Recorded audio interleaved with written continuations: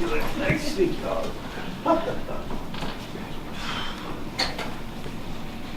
What you said the other day after the third straight loss, solves everything. Just a whole different feel today. Yeah, winning definitely solves a lot of things. We don't want to be too satisfied though. We knew the Rockets were going to come in, free flowing, fire, very skilled team. So we had to be on P's and Q's, especially defensively, and I think we did that too. What is your change philosophy, whatever, when you come in and you find out that Jalen is not playing? How does that change your frame of mind?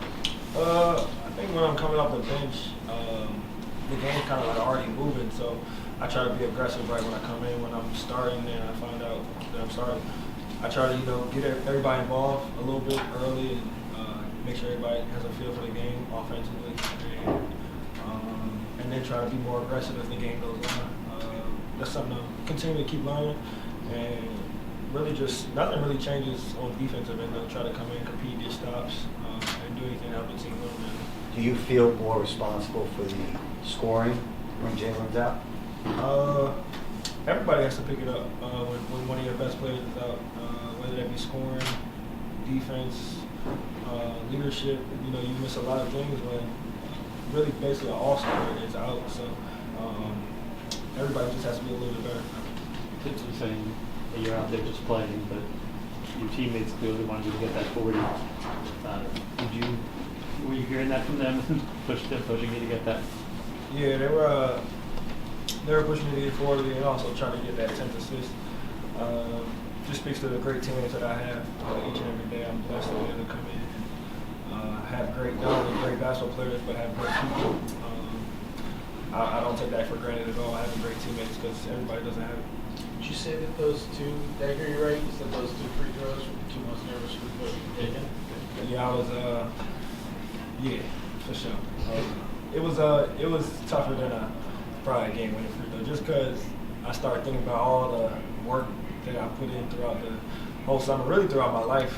Just a whole bunch of flashbacks started going through my mind. But like I said, blessed, humbled to be in a situation like that, to be able to do it in Madison Square Garden. Just blessed. So scoring 40 means something to you? Yeah, for sure, absolutely. Quick, between the Boston game and tonight, when you're going off like this, it seems like you're having the most fun. Can you just talk about what you're feeling when you're in these type of games? Yeah, really just not taking any opportunity, any moment for granted. Every time we get to step on the floor and, show our gift, I don't take that for granted at all, to be able to use my basketball platform to show who's really in charge, which is God, and I'm just out here just trying to be a vessel for him, and I don't take that lightly at all. Basketball is what I do, but it's not who I am, so I try to have fun every time I'm out. When you're at the line, is it about setting your career high or getting to 40? Say that one more time? When you're at the line and you said you're kind of just everything's going through your mind, are you thinking about getting to 39, which would have been your career high, or is it getting to 40, just getting to that number? I'd probably say my teammates were more pushing for the 40. I wasn't even thinking about career high, honestly. My teammates was telling me keep going, and then the crowd started getting a little bit antsy and stuff like that. So just trying to be aggressive, trying to help the team win. That's pretty much where my thought process is. You were 14 for 18 tonight. You've been this year in general so much more efficient inside the three-pointer. What do you attribute that to? Just watching a lot of film. Before every game, I watch a lot of film of teams how to play, spots on the floor that I can, pretty much be effective. Johnny Bryant's helped me out a lot. Just being able to work with him every single day and being able to pick his brain, and I think he's helped me out a lot. And just finding new ways to get better. You can't just come in just obviously shooting is why I'm in the league, but just trying to find other ways to get on the floor, defense, mid-range, getting layups, easy steals, and things like that. Try to do that. How much of it has to do with, like, I know you put on 10 pounds or whatever it was over the offseason, and you talked about being able to finish through contact. How much of your ability to finish through contact now is just the extra weight, the extra strength, and how much of it is kind of improved appeal of being able to finish 3 contacts? Definitely a little bit of both.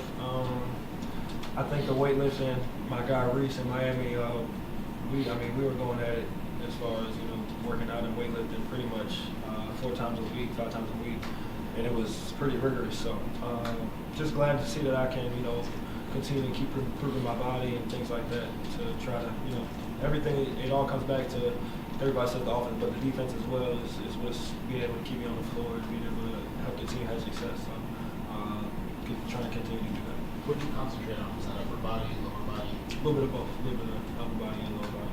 That's Reese. Reese Whitley. Now that it's the game in front of you, you guys have Miami, who just had a tough game with the other night, and they have the tiebreaker on you. How do you approach this game any differently? Is it the importance of this one? It'll definitely have that playoff type atmosphere for sure. I think Miami's a very good team. I think we're ready for that challenge though. Playing the team your 4th time is basically almost like a playoff series. You know what the other team's going to run. Basically just coming out.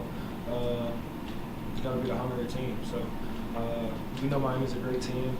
We think we're a really good team as well. So we'll be ready for that challenge. Thanks, Mark. Appreciate it. That's great.